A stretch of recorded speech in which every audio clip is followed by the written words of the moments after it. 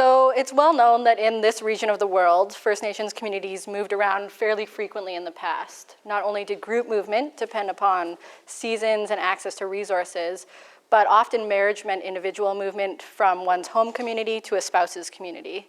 For the people living in these communities, it meant that where they were buried was often a long ways away from where they called home or where they grew up.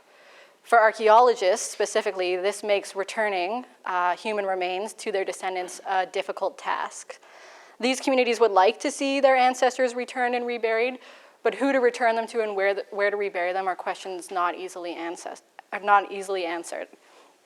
There are ways of determining where a person is from based on certain indicators in your bones.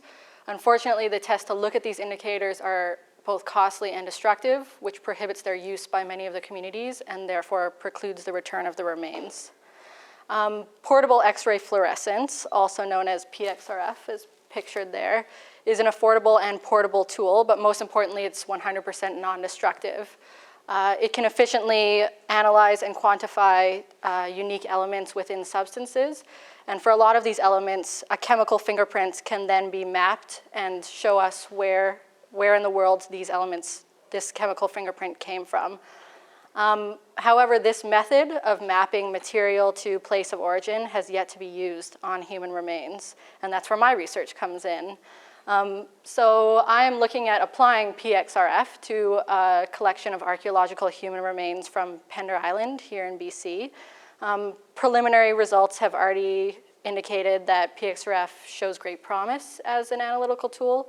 I've been able to indicate which of the skeletons in the population had anemia based on low levels of iron. And I hope to be able to see similar results from other elements and create a regional map of elements for BC and be able to tell where people came from that way.